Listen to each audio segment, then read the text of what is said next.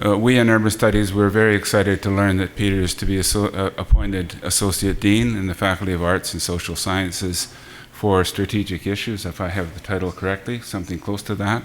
And we think that's a very positive reflection not only on Peter, but also on what Urban Studies can contribute to the university. So without any further ado, I'll turn it over to you, Peter. Thanks very much, Ken, and welcome to a panel on the question of boundary changing and to share some experiences with that particular issue. We've got a cracking panel, and I wanted to introduce them by saying something funny about boundary changes and Brexit, but I've got nothing. There's nothing funny about that. So instead, if you could just travel with me to Northern Ontario for a couple of moments to the small town of Cobalt, where I happened to do research in the early 2000s, just after the amalgamations in Ontario. The town of Cobalt, 1,200 people, vigorously resisted being amalgamated with its nearest neighbors, the larger towns of Haileybury, Temiskaming Shores. Temiskaming Shores is what the new amalgamated city was called. So Cobalt resisted, fought like hell, stayed out, and then promptly turned around and proceeded to try and do a takeover of the surrounding Coleman Township, which surrounded them. And the reeve of Coleman Township, when we interviewed her about a series of topics, including amalgamation, pulled out a copy of Merger Mania, thrust it at us, and said, "Listen, I'm happy to go on a date, but don't expect me to get married." So I think from that we can take that there are many different ways of thinking about human relationships, whether you just go on a date, whether you get married, all sorts of things in between. There's probably a similar continuum when it comes to forms of arrangement and relationships between adjacent jurisdictions.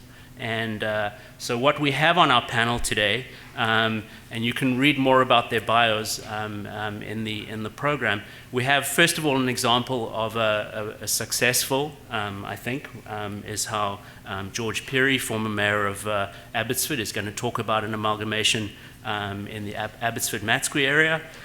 We then have Dr. Alexandra Flynn from the University of British Columbia, who's going to talk about some of the Toronto experience.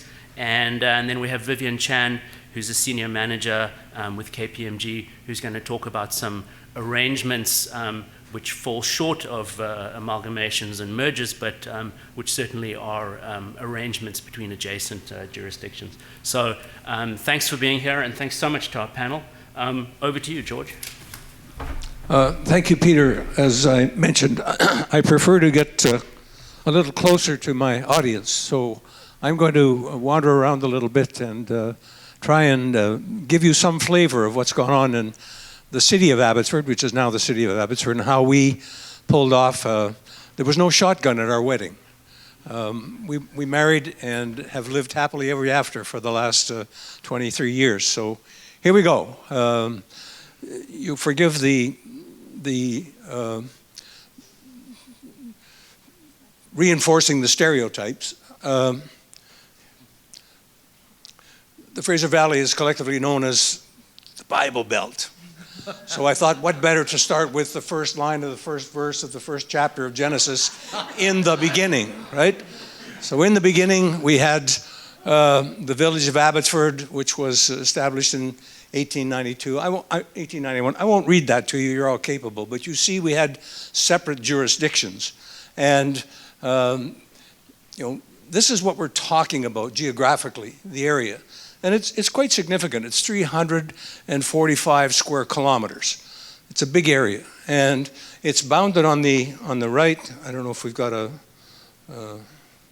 somewhere here, perhaps. So over here is Chilliwack to the right. The boundary is called the Vedder Canal, which drains into the Fraser River. On the left, we have the municipality of Langley Township. and there's a road called Station Road, which greets you just as you drive into Aldergrove from Abbotsford. And of course, along the south, we have the international border. So that defines the area of what we're now calling, what is now called the city of Abbotsford. It's a large geographic area. In fact, it is the largest city, quotation marks, in British Columbia in terms of area. So, here we go, I think. Yes. I won't read all of this, and I've, in fact, contravened one of the rules of preparing PowerPoint slides. You should never put this much information on one slide, especially for some of you who are visually challenged reading that font size. Suffice it to say that there's been a whole series of amalgamations over the years as we have slowly morphed into the city of Abbotsford. But before the big amalgamation between Abbotsford and Matsqui, there were some anomalies that we felt should be addressed. And this is by we, I mean the people who were elected representatives in the district of Abbotsford and the district of Matsqui, which preceded the city of Abbotsford. And what were they? Well, the Abbotsford Airport and Air Show, in fact, they're in Matsqui. They weren't in Abbotsford, although that's what they were called. I'm sure some of you have heard of Pikes Peak. Now, Pikes Peak is in the state of? Colorado, thank you. Gold Star. And we know it because it's been well promoted. What we don't know is that there are 52 higher peaks in North America than Pikes Peak. But promotion is everything, right? We live in a marketing world, so away you go. So some Matsqui residents, in fact, had an Abbotsford postal address. Of course, the federal services, they don't pay attention to municipal boundaries. Some of you have discovered that. And you'll see the other things that existed prior to amalgamation. And this shows you how we have slowly grown with absorbing electoral areas and becoming the city of Abbotsford. The new city, here's a challenge for some of you. Surely this is an academic crowd. Some of you work in the ivory towers. I'm a graduate of SFU. I did an MBA there in 1984. I'm disappointed there's no sign up announcing the fact, but I was on the campus. What is unus cum veribus duorum? Who can translate that for me? One with the strength of two. So that's the motto of the city of Abbotsford. I thought it was rather inspiring. And in fact, there's the Abbotsford. The other thing that I threw on the bottom, although it's not directly related to this today, is that Stats Canada says that we are the most generous city in terms of donations in all of Canada. And we've had that title for 7 successive years. Some of that is, of course, the preponderance of churches and the work that they do, not just locally, but internationally in terms of development. So what were some of the financial considerations of amalgamation? And I'm not going to, again, go through all of this. Some of the highlights, there was a difference in tax rates between Abbotsford and Matsqui. And the residents of Abbotsford knew that their taxes were going to go up, but we blended them over 5 years, so it was a very gentle transition. Why would Abbotsford vote for that? And by the way, this amalgamation was referendum-led. The citizens had a chance to say, do you want to do it? The politicians supported it. And the citizens got on board and said yes. What was in it for Abbotsford? Improved infrastructure, because the Abbotsford infrastructure was not the same quality as Matsqui.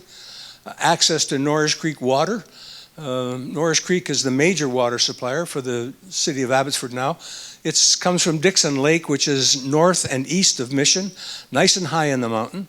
And in fact, the water flows, very good quality water, out of the lake. It doesn't have to be pumped because it's high enough in the mountains. It'll fill all the reservoirs in Abbotsford with no pumping costs. And we have 2 crossings of the Fraser River, so nice system. The reductions occurred at the management level. We didn't need 2 city managers. We didn't need 2 directors of public works. We didn't need 2 directors of finance. So there was some reduction in staff. And in fact, it wasn't easy, but there was a political will to make it happen, and it happened. The the process actually happened quite quickly. There was a referendum in 1993. The planning for amalgamation took place during 1994, and the new city of Abbotsford came into being in 1995. And it took a lot of work and political will to make it happen. Interesting, there was no reduction in union positions. None of the union members in either municipality lost their positions as a result of amalgamation. The differences were absorbed by management staff. Direct costs and savings, yes, it costs money. It didn't all generate, it wasn't all sweetness and light.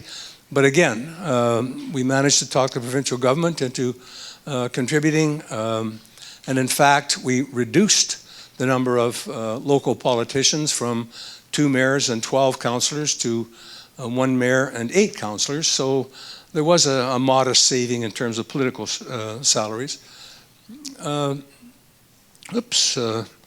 There's the man.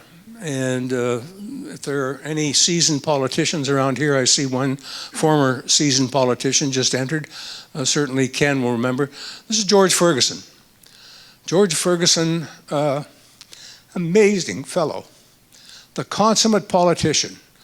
He moved on to a 40-acre farm on Sumas Prairie when he was 4 years old. And he spent the rest of his life living on that 40-acre farm on Sumas Prairie. He was the last reeve of the district of Sumas when they amalgamated with the village of Abbotsford.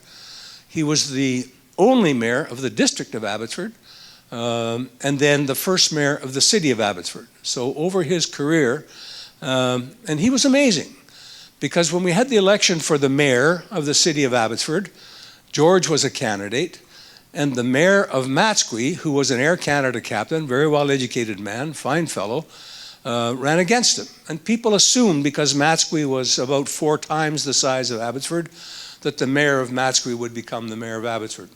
Not so. George won, handily, by the way, and became the mayor of the city of Abbotsford. He, to my mind, was the reason that amalgamation worked. He had an uncanny knack of what the people want and what they will tolerate. His door was always open. He attended everything. If you were opening a new bakery, he was there. If you were christening a child, he was there. It was amazing. He was everywhere. But he dedicated his life and his amazing service to the city. And I don't know, certainly he was, during his time as mayor, he was president of the UBCM. He was also president of the FCM. So he wasn't just active in local politics, provincial and national level work, he also did. Fine, fine man. And certainly, I made the political mistake of following a legend. So when George decided to step down, I became the mayor of Abbotsford. I lasted 1 term. So much for my political career. But, he was Big George and I was Little George. And, I stood in awe of the man and his public service and his dedication to public service. An amazing fellow. So I salute him here, and some of you have been around would remember him, and he's a legend, certainly in the city of Abbotsford. So what about Abbotsford? Well, I just threw up some things to show you that we're not quite the hick little village we used to be, almost 150,000 people. We have a 24-hour border entry to the United States. Farming is huge in our community, and we're proud of that, by the way. We feed you, whether you know it or not, and we're happy to do so, but it's a big, big employer, and we have some mega farms. We have an international airport now. We bought this airport in 1986 from the Department of Transport for $10. 480 acres. We had to commit to running it as an airport for 80 years. There were 200 people working at the airport when we bought it. We now have 1,500 people working on that airport, and this year we will exceed 1 million passengers in and out, moving out of that airport. So Flair Airlines, the discount airlines, WestJet, are the 2 that have had the greatest impact in terms of bringing people to our city. So amalgamation can work. In our case, it did work. I'm happy to report that the city is flourishing and life is good in the valley. So if you're looking for something to do on a nice sunny afternoon, come on out and join us. Thank you very much.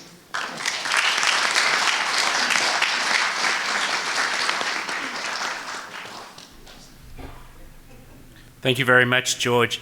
Our next speaker, Alexandra, are you going to follow the mayor's lead, or are you going to? Okay.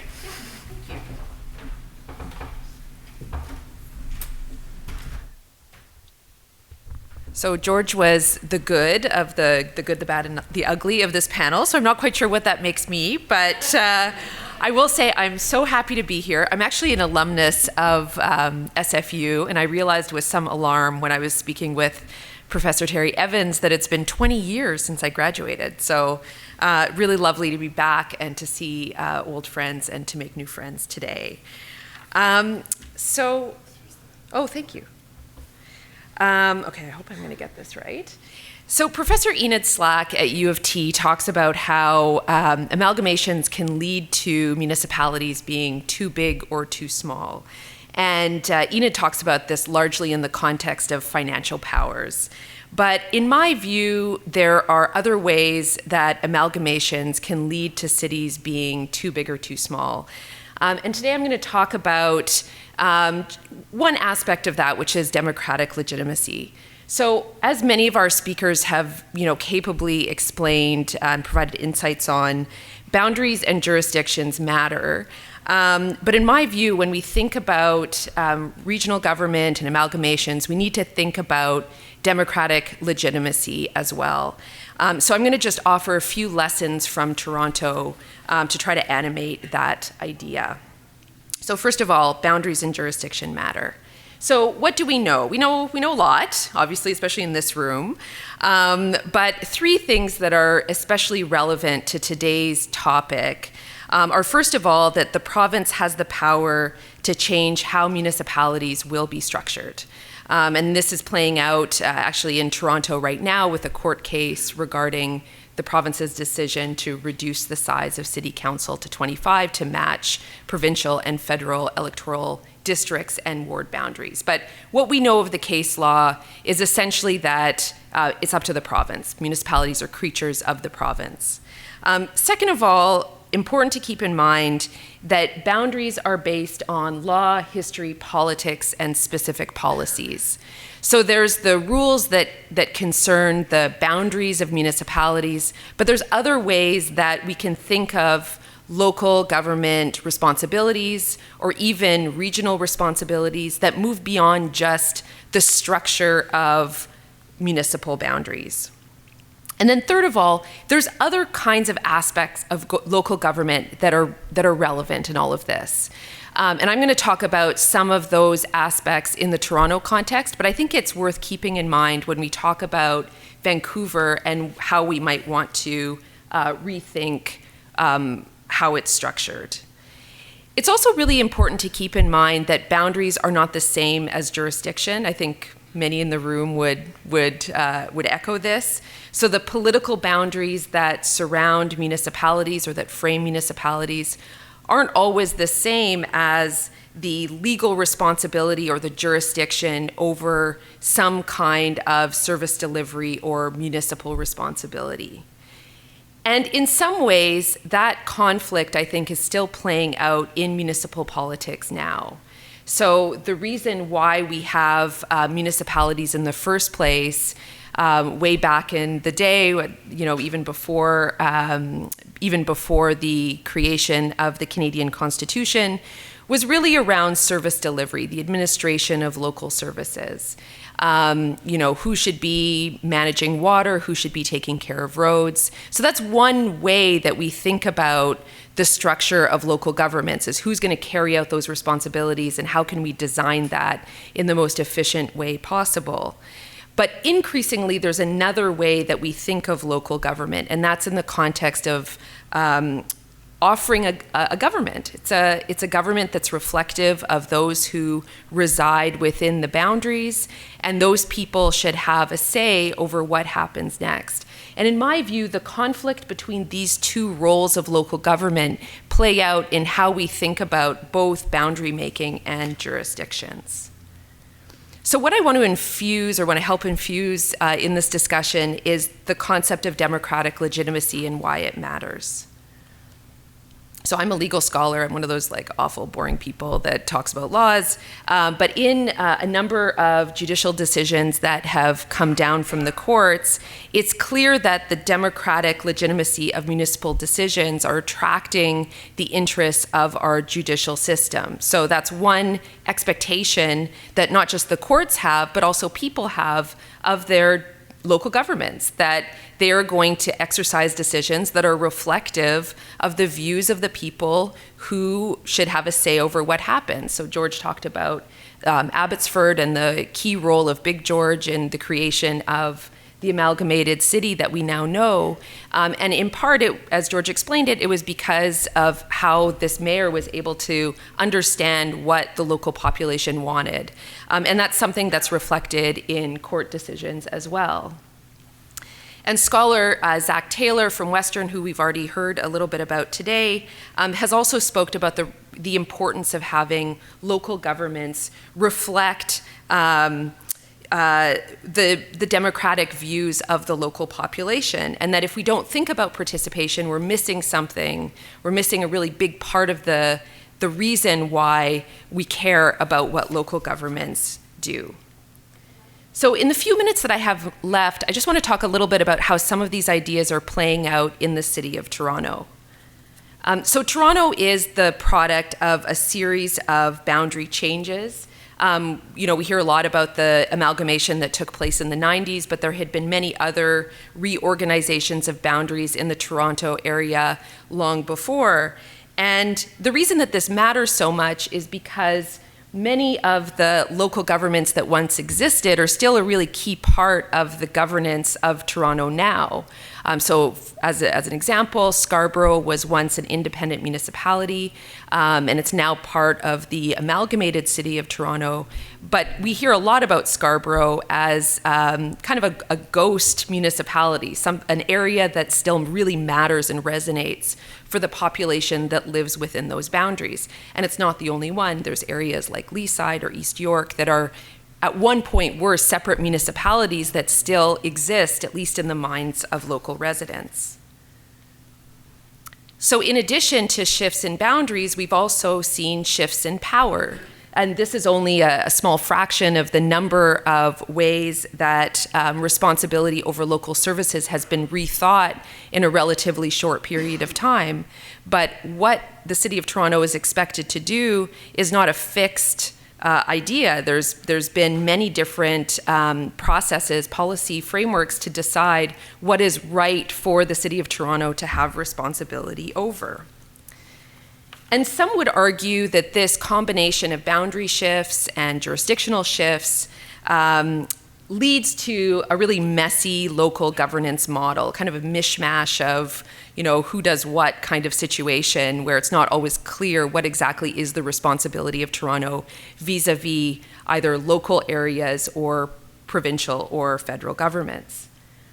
And some think that's okay, that messy governance is actually what makes our local government so important, that somehow having these participatory forums to raise ideas is something uniquely local. This is something we don't see at the provincial and federal level, and it's something that we should be honoring. So that's one set of views that some scholars and people and practitioners have. Others might think that that's really dysfunctional, that it leads to decision-making that isn't efficient or isn't really capturing the views of those whose voices should be heard. And so in my view, it's not really so easy to just proclaim that local government is messy or not messy, is good, is bad. Maybe this is where the good, bad, and ugly fits in. But I just want to add a little nuance to this discussion about what we mean by boundaries and jurisdiction in three ways at the local level in Toronto. So in addition to the boundaries that frame the municipal government, there's also a series of local groups whose participation and involvement in decision-making matters a lot in the Toronto context. And these are bodies that exist in, I think, municipalities probably across the country to differing degrees. So this is a map of research that I did on neighborhood associations and business improvement areas, who are two of the main and key players in local decision-making in Toronto.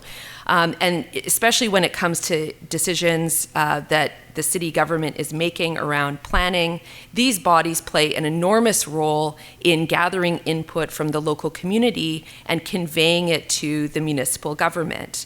However, one issue with these bodies is that they're very concentrated in particular sections of the city that happen to coincide with the wealthier areas of the city. So this kind of local representation is not a uniform reality across the city of Toronto.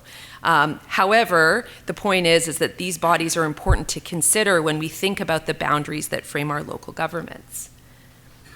A second kind of nuance to convey about this discussion of boundaries and jurisdiction is wards. So of course we don't see wards in the city of Vancouver, but in Toronto, wards are a foundational and pivotal part of local decision making.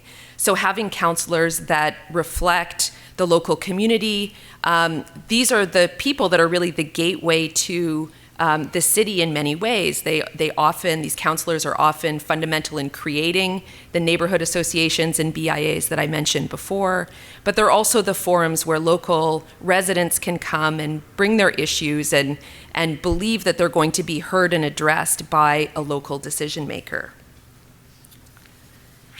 And a third aspect of Toronto's governance model that bears mentioning are what are known as community councils. So community councils were created rather hastily at the time of amalgamation, and they were meant to reflect the boundaries of the former municipalities.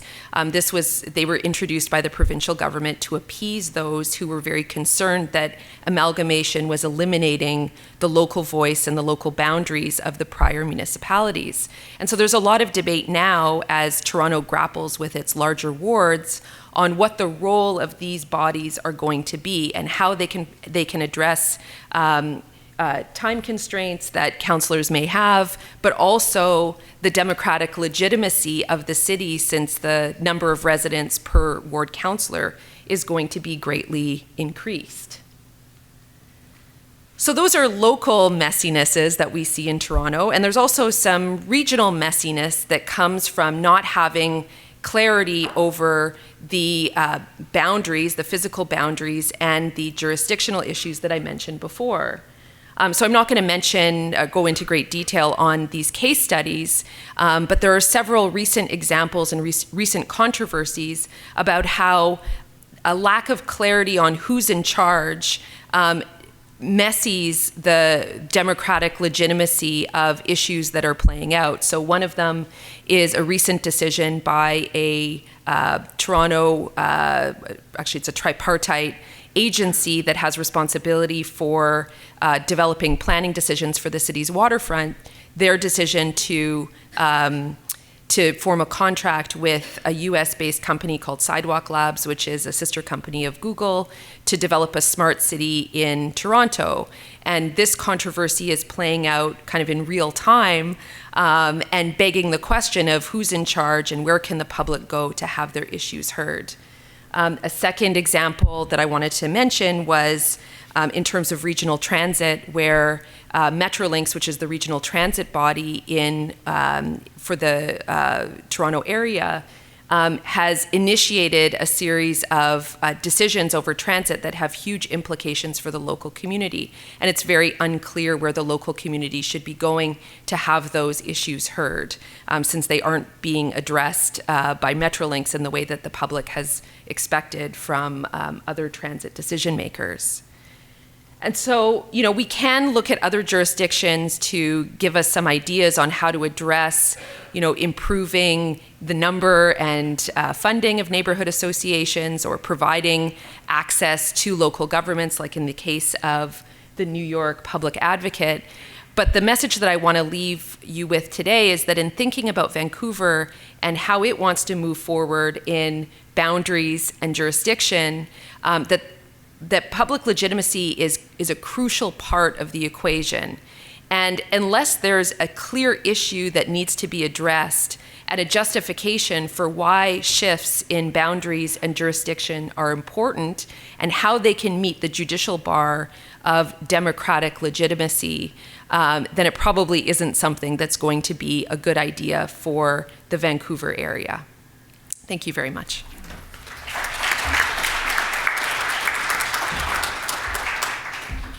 That's great. Thanks so much, Alexandra. And our final speaker, Vivian, come on up. Hi, everyone. So I'm Vivian. I work with KPMG's Infrastructure Advisory Group. Our team spans the life cycle of infrastructure, so everything from early conception, ideas around the type of infrastructure we can build, how big, how small, when do we build, why should we build, all the way to when assets are underperforming and we need to make decisions around what we're going to do with them, whether it be a secondary market sale, do we repurpose some of these assets, or do we move on to introducing new assets to service all levels of government in Canada. So my observation and experience in this area of discussing amalgamation really falls into shared services options.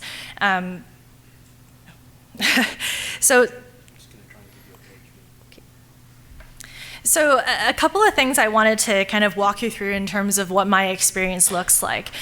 First is, what are some of the triggers for why municipalities that I've worked with have decided to think about or pursue and go down the implementation route for shared services? A quick look at some of the other regions of what's happened in North America, particularly some of the examples that I've worked on in Alberta and Saskatchewan. A quick overview and a reminder and context really for this discussion around what shared services is, what it can bring, and what it won't do in the context of amalgamation. A very quick roadmap of how to, for shared services that we have worked with a number of clients in this space. And finally, some of the recipe for success, some of the key success factors to making shared services work for municipalities. So a lot of questions come up in all sorts of different forms when it comes to service delivery, and oftentimes it comes from the first thing, which is financial constraint, that municipalities are faced with either aging assets that are underperforming, or simply their residents are demanding a different level of service. That might be mandated through regulatory requirements, but sometimes it is driven by the public. So a lot of questions around service levels and service delivery levels and how we can, in a increasingly financially limited environment, deliver higher quality service to a greater number of residents in the region. And so there's kind of, a couple of things that they'll start to think about, can we amalgamate? Can we work with a different municipality? Do we need to come together and get married to deliver a service? Obviously, there are a number of advantages to doing that. Sometimes the marriage doesn't work out and we have to de-amalgamate. And sometimes it's costly. It's a messy process of having to, rip apart regions that may have now come together as one into subcomponents that previously did not exist. And so what we've observed is actually the shared service delivery model is a nice way to introduce, let's see if we can live together first before we get married approach. And so what have other regions done in terms of sharing services, particularly in Alberta and Saskatchewan and in Alberta? A couple years back, the government of Alberta introduced in their new Municipal Government Act the requirement for all municipalities sharing municipal boundaries to engage in inter-municipal collaboration frameworks. So this is just the start of a lot of discussions for these municipalities to come up with a way to agree that they will play together. So a very loose kind of principle agreement. But what this has kind of inspired as a result afterwards is a number of municipalities that come together quite regularly to share a number of services, particularly the city of Spruce Grove, town of Stony Plain, and Parkland County. They're just a little bit west of the city of Edmonton. So in the very early stages, they had thought about coming together with an MOU. Again, we'll play nicely. We'll think about the types of shared services that make the most sense. And as we bring them through this journey of thinking about shared services, there are a number of recurring themes, particularly around providing police and fire services. Policing in rural regions, particularly in Alberta, can be very challenging, especially in areas like Parkland County. When you have, great concentration in very specific pockets of geographies, as well as very expansive, large plots of land that are far away but still require policing and fire services. So as we take them through this journey of contemplating shared services, a number of issues came up in terms of, who decides on how big this facility is going to be? Who gets to decide the level of service that will be provided to our residents? Who gets to make changes to this facility? And who's going to call the shots in the future if this doesn't work out? In developing those terms of agreement between these municipalities, it became clear, and it was more of a journey to bring them together to become one entity. A number of technicalities below that. You can go pursue a brand new entity to look after this service. You can pursue the development of a regional commission to deliver fire and police services in Alberta, or you can have one municipality take over the entire service, have them develop it internally or deliver it internally, and then another municipality effectively pays for that service to be provisioned. So when you go through all of those options, I don't think there's, the best way or the right way to go about it. It really comes down to what those councils are feeling and whether they're in the right stage to even think about coming together to deliver a service. So ultimately, happy to report that we're now at a stage where they've come together to build a new facility, state-of-the-art. There will be forensics. There's going to be a training facility. This is going to provide a completely brand new level of service to not only residents, but also as a center of excellence for regional police forces to access in rural Alberta. The other two options, particularly I want to call out New Jersey, 565 municipalities. They continue to retain 565 municipalities, but they do recognize that the municipalities come together to deliver some services that make the most sense. The history of the home rule is what I wanted to kind of hone in on, is that there is an agreed understanding, mutual understanding among all the municipalities that they will retain their own geographic and political identity. That these services are really down to effective and efficient service delivery to its residents, and does not at all impede on their home rule. So, in summary, what can shared services be and what is it likely not? It can result in some cost savings, a huge caveat on that particular topic. There could be cost savings in the perspective of delivering infrastructure in terms of capital costs. So say, for example, fire halls, waste management facilities, waste diversion facilities, and police stations generally can benefit the greatest because they are very capital intensive. They are very expensive facilities to purchase or to build in the beginning, especially when it comes to equipment. So there are some cost savings that you're able to effectively purchase better equipment, have better facilities for your forces. However, in the long term, in terms of operations, it may not necessarily be the case. And this is part of the myth that we try and make sure we dispel right away for a lot of municipalities coming together. You will typically bring all of your services to the highest level of standard among all of those that are coming together. For example, you may have a combination of volunteer and local forces versus unionized forces versus RCMP forces. Your administration is going to become more expensive because you are unable to basically land on a deal where you will move all of your admin to the lowest cost among the shared services.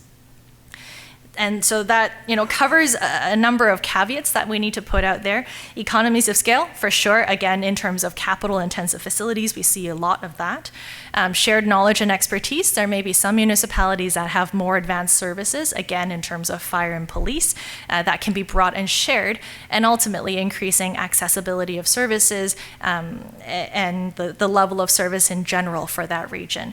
And again, particularly, this benefits a lot for the rural regions, whereas with very dense population areas, this sort of incremental step change is much smaller. And what shared services is it does not result in a new political identity, it does not change constituencies, and it does not change the geographic identity. These municipalities continue to be their own, except that the service is now delivered under a different delivery model. So how do we go on this journey of understanding shared services, whether this is the right time to do shared services? First of all, you take stock, make sure you know what you own, make sure you know what you're delivering, and make sure you know what level of service you're currently delivering against. Get an understanding of where you're trying to head to. What's the gap that we're trying to fill? What are the economics and what are the expected outcomes as a result of shared services? Make sure that you find the right partner. Then this is a little bit of a matchmaking exercise to make sure that all of the parties come together on the same objectives and strategic vision for that particular service. You can then go into the technicalities of formalizing that agreement, again, whether it be an MOU, a collaboration framework, or a brand new entity that the two municipalities or more municipalities will come together to establish. Finally, the most important step, in my opinion, is actually the ongoing upkeep of these organizations.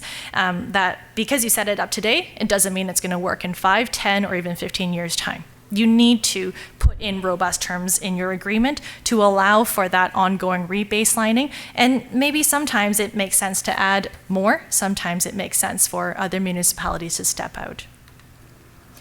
So what I will end on is some of the key success factors. First, again, like I mentioned, aligning on vision of the services that are going to be delivered, finding the right partners that share a similar vision and similar priorities, having a good understanding in the beginning as well as into the future of what the cost of service delivery actually is. The great thing that I see in having a separate entity deliver services is it actually creates a balance and a tension between the service delivery agent and the municipalities and residents that are benefiting or the users of that service. Whereas in the past, sometimes you may have costs that are nestled against other types of services internal to a municipality. Having a separate service delivery model actually unearths a lot of those hidden costs that we forget to account for. And finally, I will touch on understanding and recognizing the need for integrated municipal planning. When there's a shared service, sometimes municipalities will forget that this is now actually part of their larger municipal planning process, that the O&M needs to be taken into account for, long-term asset renewal needs to be accounted for. Remembering and integrating this service delivery model into regular day-to-day, year-to-year municipal planning is the key to maintaining a successful sustainable relationship between a shared service delivery model and municipalities that are accessing that service. I will end my presentation there.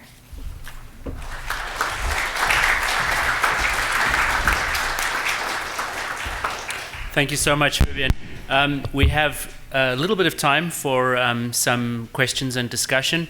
I'm going to ask you to keep your questions very short, and I'll take them in a group and then ask the panel to respond. But before we take any first questions, would any of the panelists like to respond to each other? Was there anything that somebody said that you'd like to learn more about or that stimulated a thought? Okay. Questions? And again, I see one at the back there. And again, please keep your comments very short. We don't want to run out of time. And then at the front here. Again, I'm Rod. Is it working? There it is. I'm Roderick Lewis, City of White Rock resident. Question is regarding the seemingly, perhaps deliberate, absence of information about the role that the provincial government has to play or should be playing in facilitating collaboration agreements such as what Ms. Chan just spoke to. I want to very quickly qualify that. In 2014, 8 cities in the Capital Region District, Victoria, voted for amalgamation. The minister at the time, Coralie Oakes, committed to commission a study on amalgamation of the 7 of the 8 cities that make up the 13-city Capital Region District. But she was replaced by Peter Fassbender as minister in 2015, who promptly refused to do what she had committed to do. So the provincial government is the key player, I say, to be relied upon to make collaboration even get talked about. And to bring this closer to home, to the south of the Fraser, again, I'll make this short. south of Fraser has a huge and ongoing for several decades illicit drug and gun crime problem. There's a need to amalgamate the police forces in that region. The City of Surrey's current council majority was elected on the promise to the public to create their own police force for the City of Surrey, which is going to cost substantially more to run than having the RCMP, which currently deliver the services there.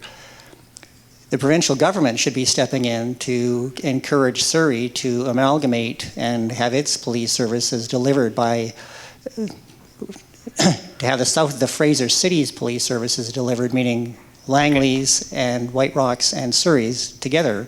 Okay, thank you. I'm That's probably too long. I'm going to cut you off there, but that- we've definitely got It's the a need question for about the provincial provincial role for the panel. In the front, please. Picking up on the provincial role, I'm surprised nobody's talked about the difference in municipal government when you actually have the province making some decisions on a day-to-day basis. I'm thinking in Toronto, they've had the OMB, which has changed its name, but you've nevertheless not got the council making decisions. You've got that being passed up if somebody's going against or questioning. And I've been working in Auckland, and the same thing happens. The municipality of Auckland has prepared a plan, and we're now into 6 years since the plan was approvable by the Auckland Council, only to find all the decisions have to be rethought at the national level. There's no states in New Zealand.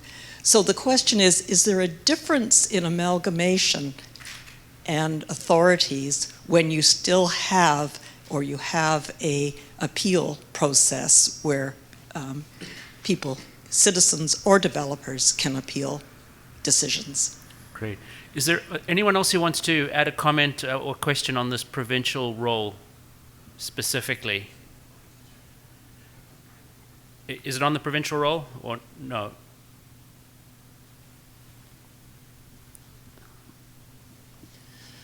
Yeah, my idea with the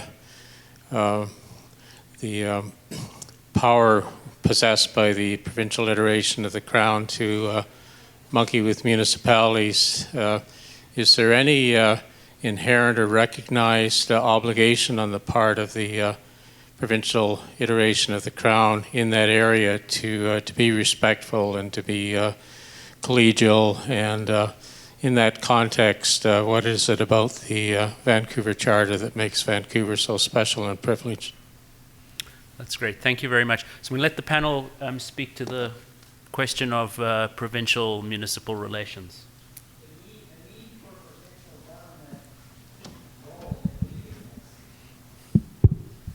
Sure, I'm happy to reply first, but I really look forward to what my panelists are going to say as well. I mean, we could talk all day about the nuances of the provincial role vis-a-vis municipalities, and it's, as one of the commentators mentioned, a big part of the complexity is dependent on the service area or the issue that is relevant in the situation. So, for example, with planning, there was recently some significant revisions that were made to the Ontario Municipal Board as it became the Local Planning Appeals Tribunal, which was to have much more respect for municipal decisions on planning, so that if the LPAT, as it's now called, decided that the municipality had made the decision in an incorrect way, it would no longer substitute its own decision for what it thought the municipality should have done, but instead that decision now has to go back to the municipality to rethink what it decided in the first place as a way of amplifying the municipal role in regard to planning. So there's no question that the technicalities of the issue in question are going to be very meaningful when we think about the provincial role. And the way that our legislation is crafted also makes a big difference. So Vancouver's charter insulates it from municipal intervention in a way that the City of Toronto Act doesn't, depending on the area in question. So I don't know if that makes any sense, but basically just to say that the devil's in the detail for looking at the provincial role.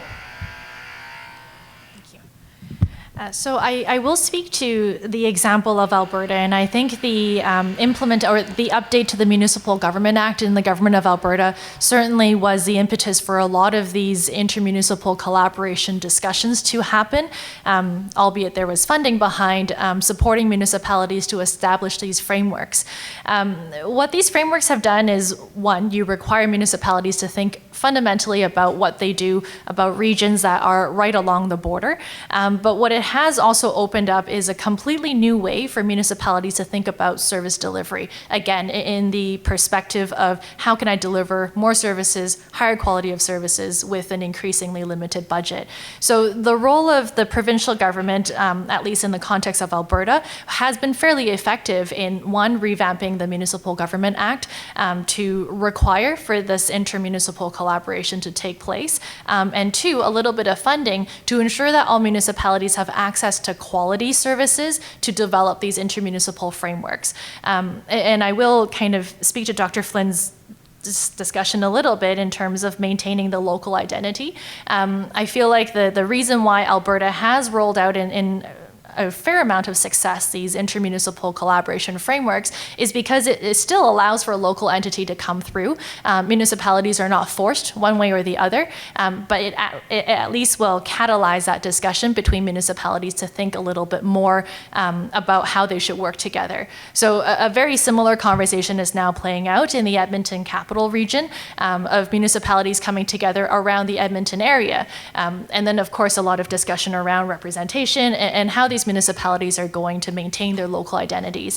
And so I would still point to the example with the province of Alberta, where it has kind of brought enough of this to the forefront of municipalities without forcing it down their throats to have to adopt.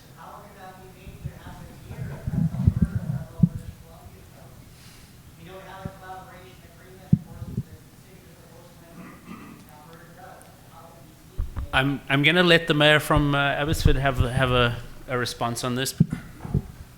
Abbotsford, all the provincial government did was facilitate. They actually contributed, as I mentioned, some dollars to the amalgamation.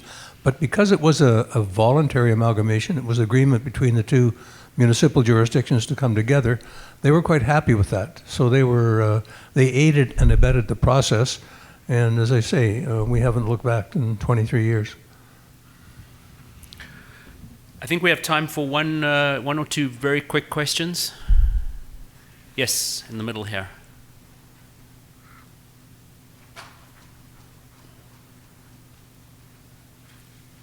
On the topic of boundaries and bringing it to Abbotsford, on the Bartholomew Plan, when they came out in the 1920s for Vancouver, it was around the time that Point Grey and South Vancouver had recently joined Vancouver. And Bartholomew's plan spoke of the next step being to also include Burnaby and New Westminster in sort of one large Vancouver. And when the regional district was formed, it cast quite a wide net, really, in going out to Langley. But urban growth now seems to be capturing Abbotsford. My guess is there's more trips daily between Metro Vancouver and Abbotsford than there is Abbotsford to Chilliwack. And I guess the question for me in terms of boundaries would be, for George, do you see a time when perhaps Abbotsford might join Metro Vancouver rather than being part of the Fraser Valley Regional District? I think Abbotsford would be happy to take over Metro Vancouver.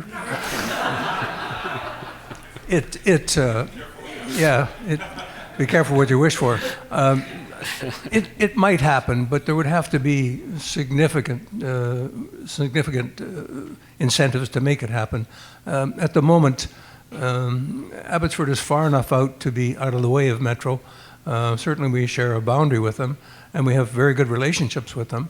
But as a city of 150,000 people, good economic base, 3/4 of our city is in the ALR. So it's not going to be developed. I mean, the development occurring in Abbotsford now, the residential development is all up on the mountainside, Sumas Mountain. So, I think we're reasonably well set. The city has a good official community plan. People seem relatively happy with the local council and what they're doing and how they're doing it. They're open to ideas and suggestions, and life is good in the valley. On that positive note, please join me in thanking our panelists.